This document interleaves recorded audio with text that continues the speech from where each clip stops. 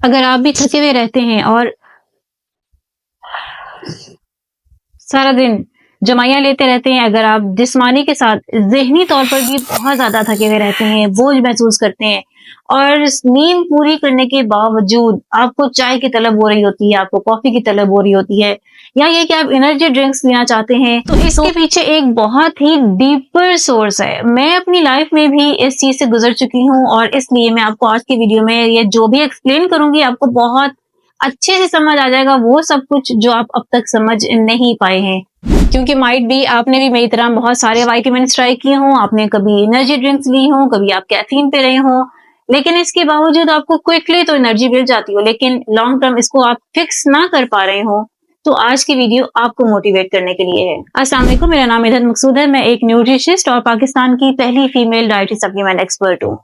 अगर आप अपने आप को बहुत ज़्यादा थका हुआ महसूस करते हैं और हर वक़्त गिरे हुए रहते हैं, इसके बावजूद कि आप रेस्ट कर चुके हैं, तो आप जान लें कि ये नॉर्मल नहीं है। हमारी body trillions of tiny stations के ऊपर चल रही होती है, जिसको आप माइटोकॉन्ड्रिया कहते हैं।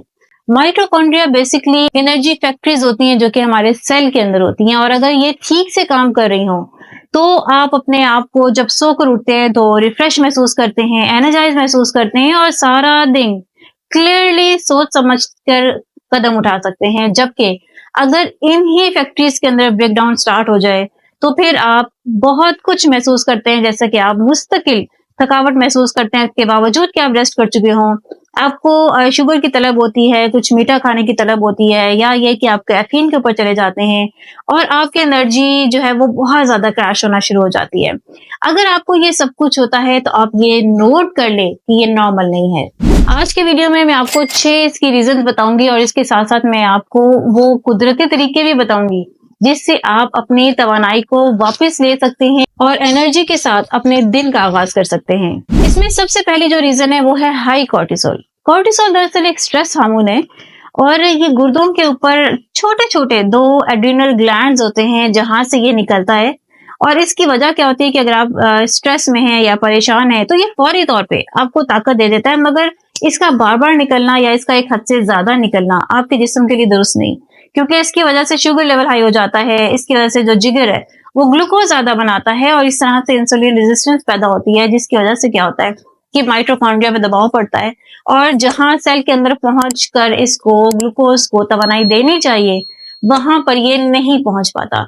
ना सिर्फ ये बल्कि कॉर्टिसोल लेवल हाई होने का सबसे जो पहला असर पड़ता है वो क्या है कि आपकी ताकत कम होने के बाद आपकी नींद भी मुतासर होना शुरू और क्वालिटी ऑफ स्लीप बहुत शदीद मुतासर होती है। आप सो के उठते भी हैं तो भी आपको ये महसूस होता है कि आपका जिस्म है वो किसी ने कूट-कूट के रखा हुआ है और सारा दिन आप लेटे रहेंगे तो भी आपकी ये थकावट खत्म नहीं होती।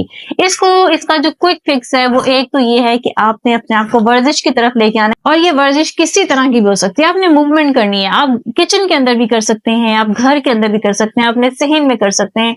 जरूरी नहीं है कि आप जिम में जाएं, अलग से वक्त निकालें, लेकिन वर्जिश के लिए जरूर वक्त निकालें और इसके साथ लेमन बाम जो ग्रीन टी है उसका इस्तेमाल करें। ये दोनों चीजें आपके स्ट्रेस लेवल को ना सिर्फ कम करेंगी बल्कि ये आपके कॉर्टिसोल लेवल को भी कम करने में आपकी मदद करेंगी। इसके बाद दूसरे नंबर पे लो विटामिन B1 की बात करते हैं। वैसे तो सारे बी विटामिन जो हैं ये एनर्जी प्रोड्यूस करते हैं, हमारे जिस्म को तवानाई देते हैं, लेकिन विटामिन B1 खास तौर पर ऐसा विटामिन है कि इसकी जब आपके जिस्म के अंदर कमी हो जाती है तो आपको सारा दिन जमाइयाँ आती रहती हैं, आपका जो दिमाग है वो पोगिया होना शुरू हो जाता है और जब आप बहुत ज्यादा स्ट्रेस में हो तो इसकी वजह से भी ये डिप्लीट होता है और साथ के साथ अगर आप बहुत ज्यादा एनर्जी ड्रिंक्स लेते हैं, अगर आप बहुत ज्यादा चाय कॉफी पीते हैं तो ये भी इसको कम करने का बाइस बनता है। लेकिन इसके अंदर एक बड़ा ही बेस्ट पार्ट है और वो ये है कि अगर आप अपनी खुराक के जरिए विटामिन B1 को कवर करने की कोशिश करते हैं, इसको फिक्स करने की कोशिश करते हैं, तो आप एक तीर से दो शिकार कर लेते हैं, यानी आप एक ही वक्त में दो चीजों को ठीक कर सकते हैं। एक तो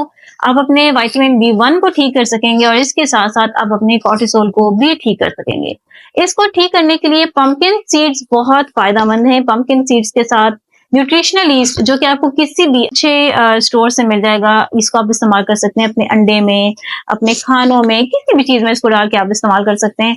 और इसके साथ साथ रेड मीट के अंदर भी विटामिन B1 ऐसा रेड मीट जो कि ग्रास फेड हो, उसके अंदर भी विटामिन बी वन बहुत अच्छी मिकदार में मौजूद होता है। इसके बाद तीसरे नंबर पे हम बात करेंगे अल्ट्रा प्रोसेस्ड फूड्स की, ऐसे खाने जो कि ना सिर्फ एक के बने बनाए हैं, रेडी टू ईट हैं, बल्कि उनके अंदर बहुत सारा केमिकल भी उन्होंने डाला हुआ है। एक्चुअल में होता क्या है कि हमारा जो माइटोकॉन्ड्रिया है वो हमसे मांगता है सही किस्म की ग़िज़ाइयत, लेकिन जब हम प्रोसेस फूड देते हैं तो प्रोसेस फूड के अंदर जो न्यूट्रिएंट्स हैं वो ऑलरेडी डेड होते हैं। इनके अंदर कार्बोहाइड्रेट्स की बहुत शिद्दत होती है, इनके अंदर रिफाइंड कार्ब्स की बहुत शिद्दत होती है, इनके अंदर शुगर एडिक्टिव बहुत होते हैं, इनके अंदर केमिकल्स बहुत होते हैं और असल ग़िज़ाइयत से ये बहुत दूर चले जाते हैं, जिसकी वजह से इसको खाने के बाद हमें वक्ती तौर पे तो चूंकि एक सेटिस्फेक्शन का एहसास होता है तो हमें लगता है कि हमारे जिस्म में तवानाई आ गई, लेकिन ऐसा नहीं होता, बल्कि हकीकत पे क्या होता है कि ये ताकत पैदा नहीं कर पाते और माइटोकॉन्ड्रिया को जब ये ताकत नहीं दे पाते तो फिर इसकी वजह से इन्फ्लेमेशंस बढ़ जाती हैं और दोनों की दोनों चीजें मिलकर, यानी एक तरफ तो माइटोकॉन्ड्रिया को ताकत नहीं मिली जो कि आपको ताकत देगा, दूसरा आपकी बॉडी के अंदर इन्फ्लेमेशन बढ़ने की वजह से भी ताकत कम हो गई। तो प्रोसेस्ड फूड जो है ये दो तरह से आपको मार रहा होता है, एक तो माइटोकॉन्ड्रिया को भूखा रखकर और दूसरा आपके जिस्म में सोजिशें पैदा करके। इसके बाद हम बात करते हैं इंसुलिन रेजिस्टेंस की। इंसुलिन रेजिस्टेंस दरअसल कब बनती है, जब आप बहुत ज्यादा चीनी के खाने खाते हैं, बहुत ज्यादा रिफाइंड कार्बोहाइड्रेट्स लेते हैं, कार्बोहाइड्रेट्स बहुत ज्यादा खाते हैं, अगर आप बहुत ज्यादा तली हुई चीजें खाते हैं तो ये सारी की सारी चीजें मिलकर आपकी इंसुलिन को डिस्टर्ब कर देती हैं और जिस्म के अंदर इंसुलिन रेजिस्टेंस पैदा हो जाती है। आप यूं समझें कि आपकी इंसुलिन जो है वो जिद्दी हो जाती है, फिर उसको जहां जाना चाहिए था, यानी सेल के अंदर जहां पे उसने ताकत देनी थी, वो वहां तक नहीं पहुंच पाती। तो सीधी सी बात क्या है कि जब ये वहां तक नहीं पहुंचेगी तो आपके जिस्म को ताकत नहीं मिलेगी और जो इतनी एक्सेसिव शुगर है ये सारी आपके ब्लड के साथ स्टक होके रह जाएगी। इसकी वजह से आपको ब्रेन फॉग होगा, आपकी मेमोरी डिस्टर्ब होगी, आपको बहुत मायूसी सी महसूस होगी, आपका खामखा रोने को दिल करेगा, आप छोटी छोटी चीजों को भूलने लग जाएंगे, आप अपने जिस्म को बहुत ज्यादा थका हुआ, घुटा हुआ महसूस करेंगे और आपके एनर्जी लेवल्स भी क्रैश होना शुरू हो जाएंगे। अगर ये सब कुछ है तो इसको फिक्स करने का तरीका यह है कि आप मैग्नीशियम का इस्तेमाल करें। मैग्नीशियम आमतौर पे केले में ज्यादा होता है, लीफी ग्रीन्स में बहुत होता है, नट्स में खास तौर पे बादाम के अंदर और जो हमारे पम्पकिन सीड्स हैं इनके अंदर मैग्नीशियम बहुत अच्छी मिकदार में मौजूद होता है। इसके बाद पांचवें नंबर पे CoQ10 की बात करेंगे। ये एक ऐसा एंजाइम है जो कि हमारे माइटोकॉन्ड्रिया को सपोर्ट करता है कि वो एटीपी बनाए। गोया एटीपी सिंथेस जो है वो इसकी वजह से बनता है और ये क्या करता है कि ये बहुत छोटा सा होता है लेकिन ये बहुत तेजी से घूमता है और ये जब भी घूमता है तो हर चक्कर में ये एनर्जी प्रोड्यूस करता है।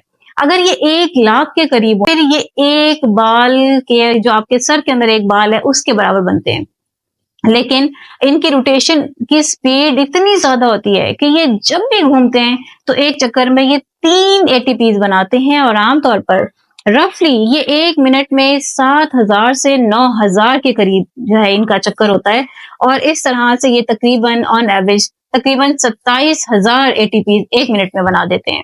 गोया एक तंदुरुस्त इंसान के जिस्म के अंदर एटीपीज की एक मैसिव अमाउंट जो है वो बन रही होती है। जितना आपका वजन है, मिसाल के तौर पर अगर आपका वजन 60, 62, 65 के करीब है तो इतनी ही एक तंदुरुस्त इंसान के जिस्म में एटीपी प्रोड्यूस हो रही होती है।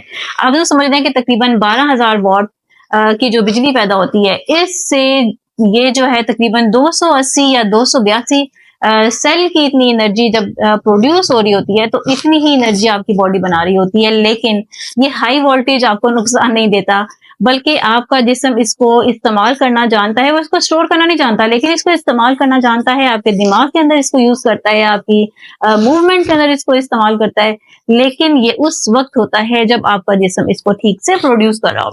बढ़ती उम्र के साथ CoQ10 की प्रोडक्शन कम हो जाती है और इसके साथ साथ कुछ इस तरह की मेडिकेशंस होती हैं जो कि हमारे जिस्म के अंदर से इसकी पैदावार को ब्लॉक कर देती है, जैसे कि शुगर में इस्तेमाल की जाने वाली अद्वियात या फिर ब्लड प्रेशर के लिए जैसे स्टैटिन्स ली जाती हैं, ये इस्तेमाल करने वाली, ये दोनों की दोनों इस तरह की अद्वियात होती हैं जो कि आपके जिस्म के अंदर एज अ ब्लॉकर इस्तेमाल होती हैं और ये CoQ10 का रास्ता रोक देती हैं। अगर आप बढ़ती उम्र की तरफ हैं या आप इन दवाइयों के ऊपर रिलाय कर रहे हैं तो फिर जरूरी है कि आप CoQ10 या तो खुराक के रास्ते लें या फिर आप इसको सप्लीमेंट्स के थ्रू लें।